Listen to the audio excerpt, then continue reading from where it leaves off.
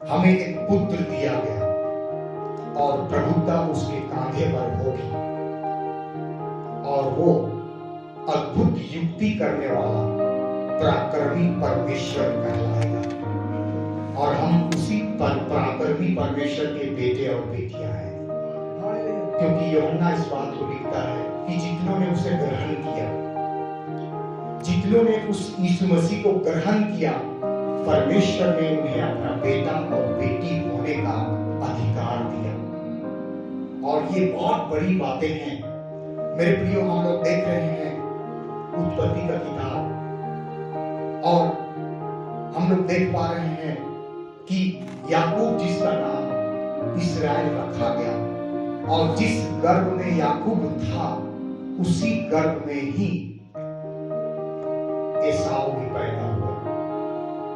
ये दोनों भाई एक ही गर्भ में और उनके माता पिता रिबका और इसहाक और रिबका के द्वारा दो बालक पैदा हुए और इन दोनों बालक ने ना तो बुरा किया था ना तो भला किया था, लेकिन फिर भी परमेश्वर की मनसा जो पहले से चुन किए जाने के अनुसार है और उसने याकूब को चुना और याकूब आशीषित हुआ और याकूब के आशीष के रूप में हम उसके 12 बेटों को देखते हैं। और 12 बेटों में सबसे बुढ़ापे का बेटा जो था वो यूसुफ था और यूसुफ जो कि छोटा था और अपने पिताजी का दुलारा भी था, यूसुफ और बिन्यामीन। तो याकूब अपने बेटा के लिए अंगरखा बनाया था, रंग बिरंगा अंगरखा। और यहाँ पर देखते हैं कि यूसुफ जो है वो स्वप्न देखा, 2 स्वप्न देखा और दोनों स्वप्न का में यही बताया गया कि बाकी लोग तेरे अधीन में होकर के तुझे दंडवत करेंगे, तेरे अधीनता में वे रहेंगे, चांद भी, सूरज भी और 11 तारे भी। और ये 11 भाई जो है इस योजना से दुखी होकर के अपने भाई, छोटे भाई से प्रेम करने की बजाय उनसे अधिक और अधिक बैर करते चले गए। और बैर सिर्फ मनों में नहीं, बैर कामों के द्वारा भी उनको दिखाई देना शुरू हो गया और उन्होंने भांति भांति का युक्ति निकाला ताकि अपने पिता को धोखा दे सके। उन्होंने खून को यूसुफ के कपड़े में लपेट करके अपने पिता के पास पहुंचा दिया, ये साबित करने के लिए कि तुम्हारा बेटा जो है जिसे तुम प्यार करते हो उसको जंगली जानवरों ने मार डाला और खा गए। और इस रीति से हम लोग देखते हैं कि बड़ा भाई रूबेन जो है वो नहीं, ये तो तुम हमारे हाड़ और हमारे मांस में का मांस है, इससे ऐसी बुराई ना करो। एक काम करते हैं, इसको हम लोग बेच देते हैं और उनको बेचने से पहले उसको सूखा कुआं में डाल दिया जाता है। अपने भाई को सूखे कुएं में डाल दिया जाता है और उसके बाद में फिर बोलता है इसको ऐसा करने से कोई फायदा तो नहीं है। सो देखो कुछ लोग आ रहे हैं, उनको बेच देते हैं और परमेश्वर उस कुआं में भी उनकी हिफाजत किया। यूसुफ के साथ परमेश्वर था, यूसुफ के साथ परमेश्वर था और परमेश्वर ने एक यूसुफ के लिए एक अच्छा सोच रखा था। यूसुफ के लिए परमेश्वर ने एक अच्छा सोचा था और उसके भाइयों ने, जो कि 11 भाई थे, यानी कि भाई लोग उसके लिए बुरा सोच रहे थे। और हम लोग देखते हैं नीति वचन का किताब और उसका हम लोग पढ़ेंगे 19 अध्याय और उसका 21 पद, 19 का 21 पढ़ सकते हैं। मनुष्य के मन में बहुत सी कल्पनाएं होती है, परंतु जो युक्ति यहोवा करता है वही स्थिर रहता है। और मेरे प्रिय, परमेश्वर ने एक युक्ति करके रखा था और परमेश्वर ने सोच लिया था कि यूसुफ को जो है, जो स्वप्न दिखाया होगा, उस स्वप्न को दिखाया उसको पूरा करके दिखाऊंगा। मतलब जितने घराने के लोग हैं, वरन सारे संसार के लोग यूसुफ को दंडवत करेंगे, ये डिसाइड परमेश्वर ने कर लिया था। अब इस परमेश्वर की योजना को फेल करने के लिए एक तरफ परमेश्वर है और एक तरफ ग्यारह भाई है। एक तरफ अकेला परमेश्वर है जो अब्राहम को परिचय देता है, मैं सर्वशक्तिमान परमेश्वर और मेरी उपस्थिति में चल और सिद्ध होता है। और एक तरफ है 11 भाफ। मनुष्य की आयु कैसे है? भाफ के समान है, धूप निकलेगा पता ही नहीं चलेगा कहां है मनुष्य। लेकिन परमेश्वर जिसका कभी ना तो शुरुआत है, जिसका कभी ना तो खात्मा है, वो परमेश्वर एक तरफ और 11 भाई एक तरफ। और मनुष्य के मन में बहुत सी युक्तियां होती तो है, परंतु जो युक्ति यहोवा करता है वही स्थिर रहता है। और इस रीति से हम लोग देखते हैं मेरे प्रियो कि परमेश्वर जो है यूसुफ के तरफ में है और बाकी भाई लोग परमेश्वर के विरोध में है। लेकिन जो योजना परमेश्वर बनाता है उसको आदमी फेल नहीं कर सकता है, फेल नहीं कर सकता है।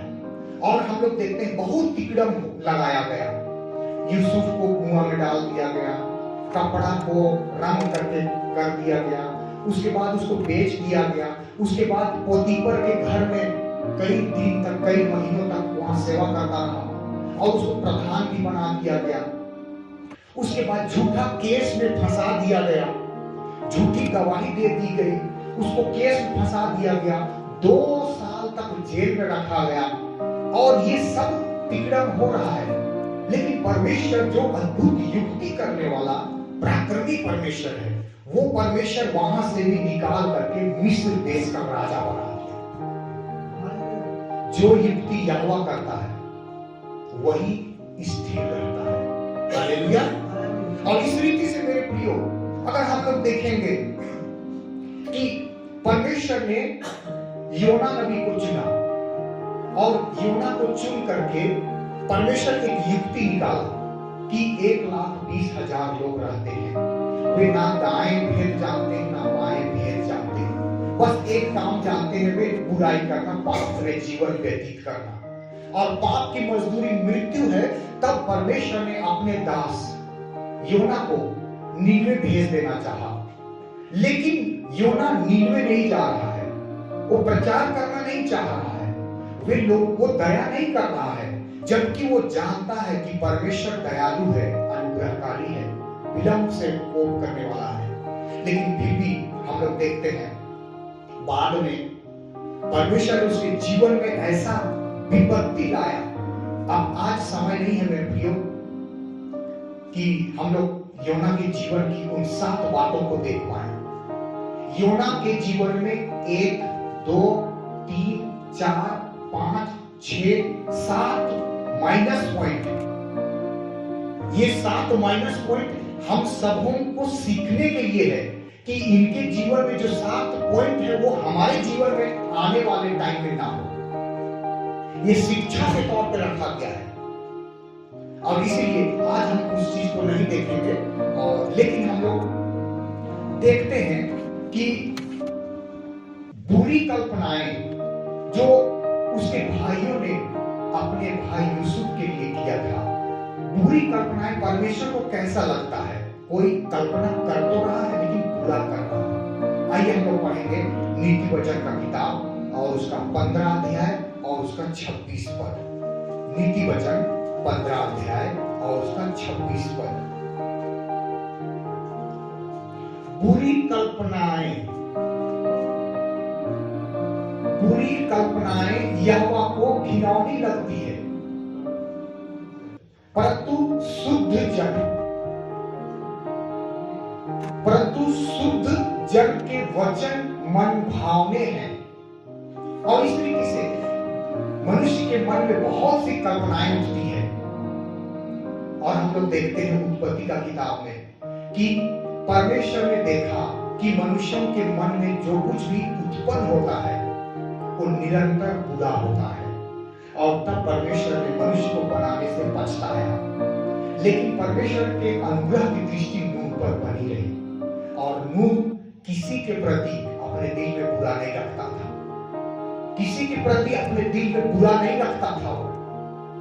और इसीलिए परमेश्वर यहाँ पर कह रहा है कि बुरी कल्पनाएं यहोवा को घिनौनी लगती है, लेकिन नूह जो कल्पना करता था, जो सोचता था, वो दूसरे के लिए अच्छा सोचता था। और परमेश्वर ने नूह को अवसर दिया 120 साल तक अच्छा सोचने के लिए। लेकिन परमेश्वर जानता था कि दुष्ट पर चाहे दया भी की जाए, दुष्ट पर चाहे दया भी किया जाए, तो भी वह धर्म राज्य में कुटिलता ही करेगा। वो वचन को, परमेश्वर की मनसा को सीख नहीं पाएगा, परमेश्वर के बचाव की योजना को सीख नहीं पाएगा। और इसीलिए हम लोग देखते हैं कि परमेश्वर जो परमेश्वर से प्रेम करते हैं, जो परमेश्वर से प्रेम करते हैं, उनके लिए परमेश्वर ने एक कल्पना करके रखा है। परमेश्वर ने भी एक कल्पना करके रखा है, और इस कल्पना को ना तो मृत्यु, ना तो जीवन, ना तो नंगाई, ना तो अकाल, ना तो कोई और वस्तु परमेश्वर के प्रेम से उन्हें अलग कर सकती है। हम लोग पढ़ेंगे यिर्मयाह का किताब 29 अध्याय और उसका 11 पद। यिर्मयाह का किताब 29 अध्याय और उसका 11 पद। परमेश्वर कहता है,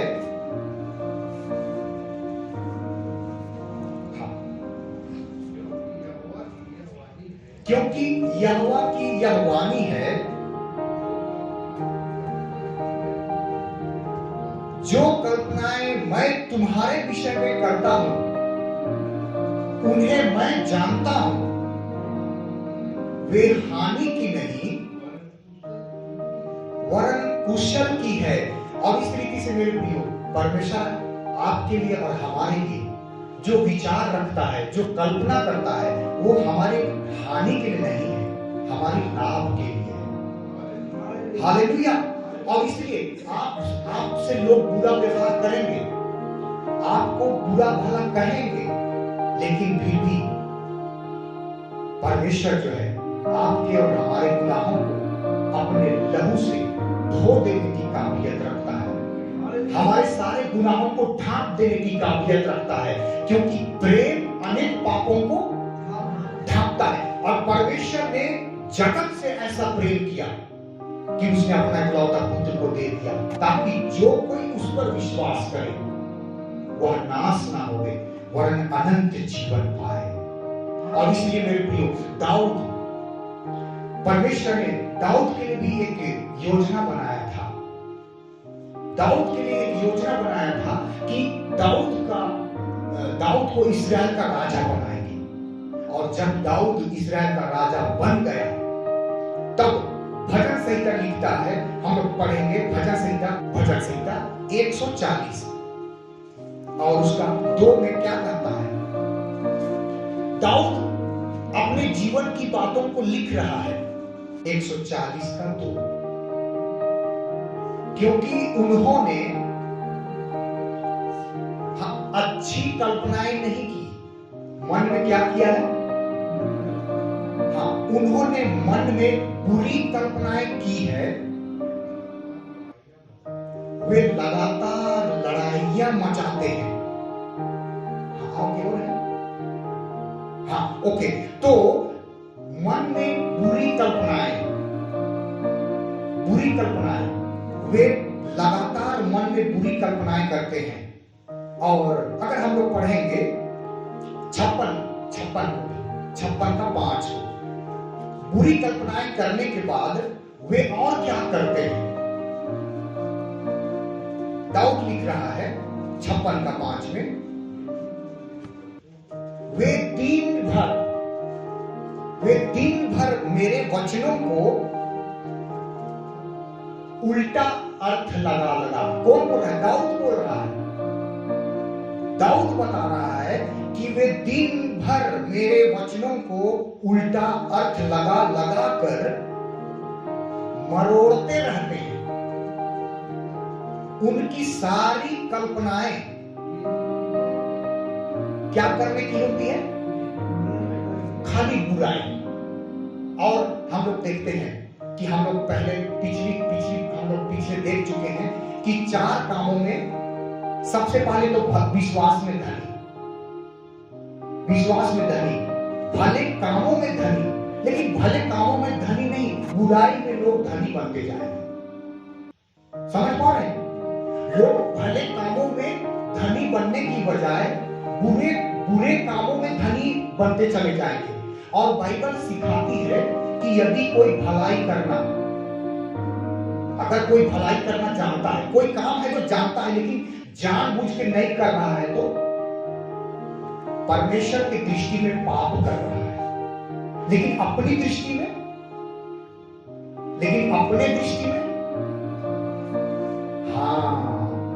मेरे प्रियो, अपनी दृष्टि में बुराई करने के कारण हम उनको लग रहा है कि हम अच्छा कर रहे हैं। और यूसुफ के जो है वो बुराई कर रहे हैं, लेकिन उनको लग रहा है कि हम लोग एकदम ठीक।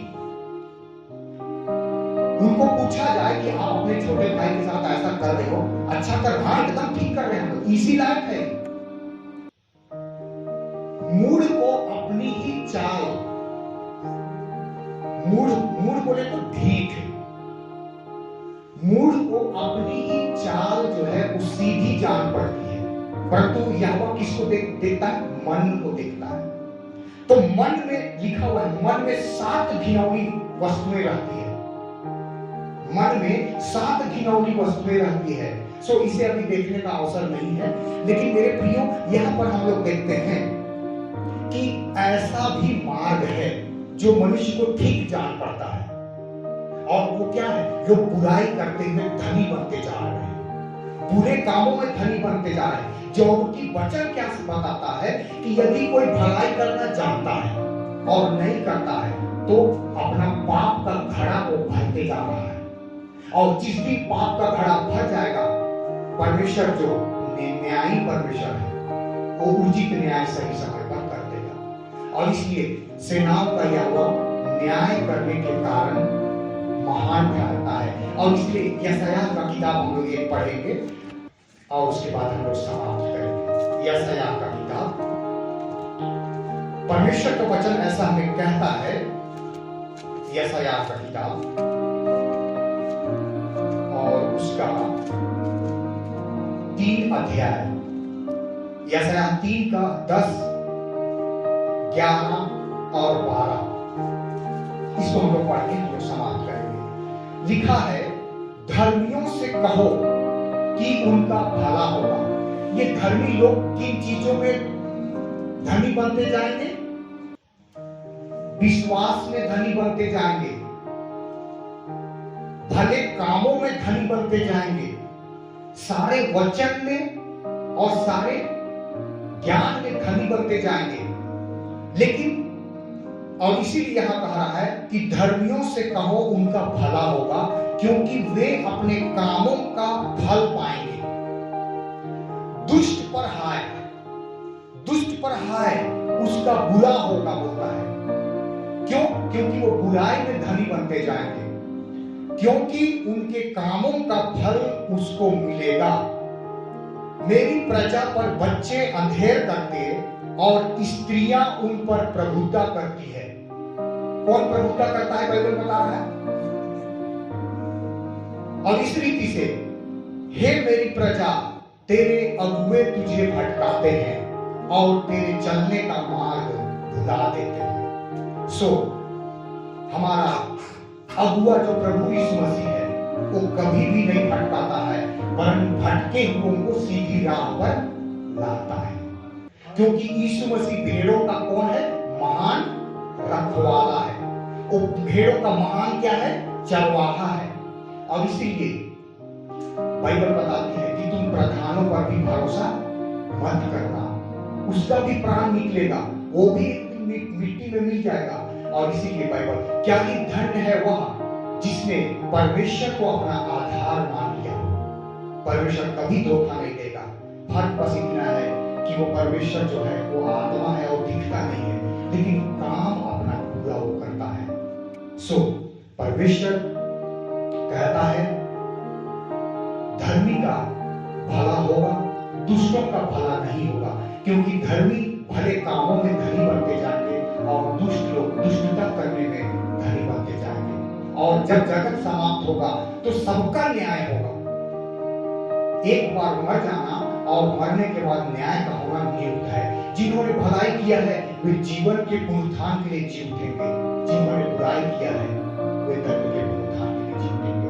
मेरे प्रियो, जब कभी हम लोग जी उठेंगे तो मेरी परमेश्वर से प्रार्थना है हम दंड के लिए जी ना उठे, लेकिन हम लोग जीवन के लिए, अनंत काल के जीवन के लिए जी उठेंगे। हालेलुया।